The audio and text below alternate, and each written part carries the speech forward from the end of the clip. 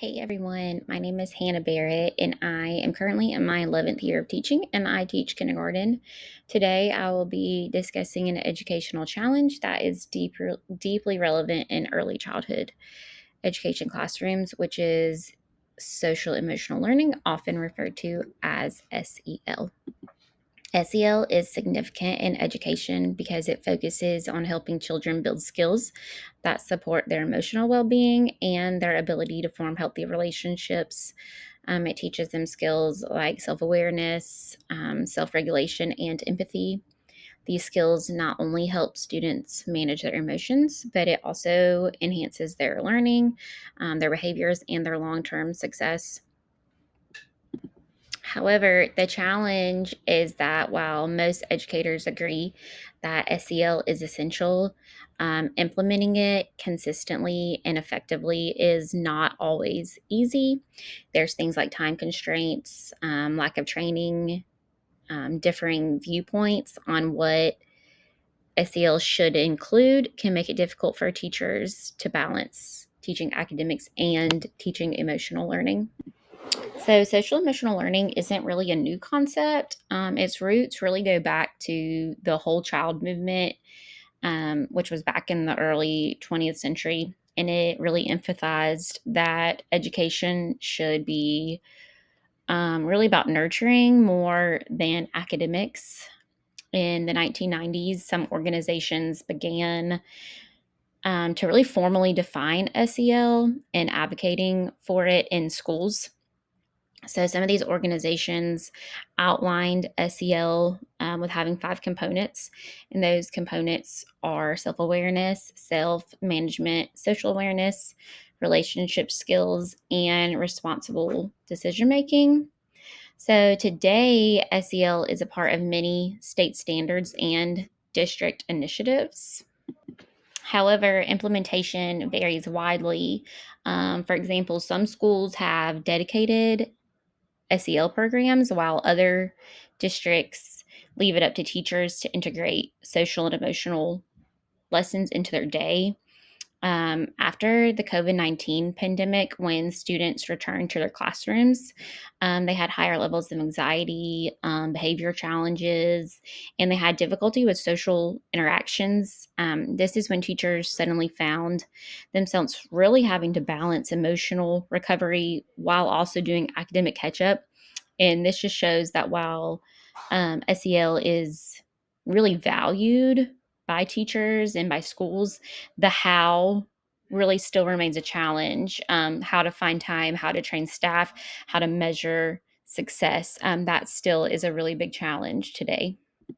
Supporters of social emotional learning highlight really strong research that show its benefits. According to Durlac, students who participated in SEL programs demonstrated an 11 percentile point gain in academic achievement compared to their peers who did not have SEL. SEL also reduces any behavior problems and it supports better mental health, according to Mahoney. Educators often see social emotional learning as being foundational, believing that when students feel emotionally safe and supported, academic success naturally just follows. But however, some critics argue that SEL takes away from instructional time. They argue that it's really difficult to measure, and sometimes it even conflicts with family values. A few parents and policymakers question whether emotional instruction belongs in the classroom at all. Administrators often support SEL, but they face challenges with funding or time for teacher training. So, this range of opinion shows that while SEL is really recognized and important, schools still debate how is the best way to implement it effectively. In my own classroom, social emotional learning is a daily practice. We use Leader in Me at my school, and we make sure during our morning meeting when we're doing our Leader in Me program, students are able to share how they feel. They're able to practice active listening. We use tools like an emotions chart, calming corners. I help students name and manage their feelings before they escalate into behavior problems. I actually remember one student early in the year, he really struggled with frustration, and she would just really cry or shut down if something was difficult. Through teaching her these strategies, like identifying her emotions, using breathing exercises, the student learned to take short breaks and try again calmly. So over time, her confidence really grew, and so did her academic areas. This experience taught me that social emotional learning directly impacts learning outcomes. When students feel safe and understood, they're more engaged and more open to taking risk in their learning.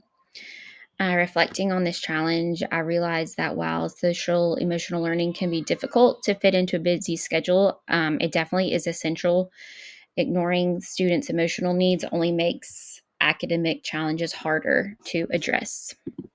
I've worked to share my knowledge of social emotional learning within my school and my community. I have presented short professional development sessions for my grade level on incorporating SEL into daily routines, like using shared language for emotions and calm down strategies. With families, I've sent home newsletters that explain the importance of emotional regulation and offer tips, such as reading books about feelings together or practicing belly breathing at home. These efforts have helped build a stronger school and home connection.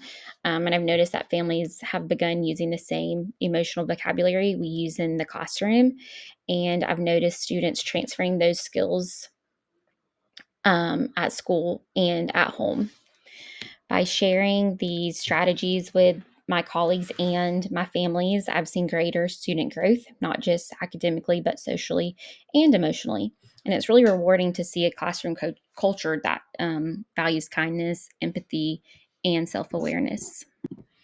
So, these are some artifacts that I use in my classroom. The first chart is what I used for the student that I was speaking on earlier, about having a very hard time controlling her emotions, and she would just get really frustrated, and she would just have a lot of I would call them kind of tantrums. This chart is what I used, and I sent this home every day so that she and her parents could both look over it. And as I did this more often, she started to get more smiley faces, and it really boosted her confidence a lot. And I think it definitely worked. In the middle here, this is Leader in Me. This is what I pull up on my smart board um, for morning meeting, and I click through and we just go through all the different habits and we go through all the lessons together. And then the last one is a sign that I have hanging in my room. It just says, "What zone are you in?" And so this helps students recognize what zone they're in and what emotion they're feeling, and we can kind of talk about it um, before it gets down here to the red and before it becomes a big problem. So, in conclusion, social emotional learning is really both an opportunity and a challenge in education. It asks teachers to look beyond academic and truly find out about the whole child, which of course takes time, training, and collaboration. But despite the challenges, the impact of SEL is very clear. It creates calmer classrooms, stronger relationships, and more resilient learners. As educators, when we prioritize emotional growth, I think we set our students up for success far beyond the classroom. Thank you for watching. And lastly is just my reference list. Thank you.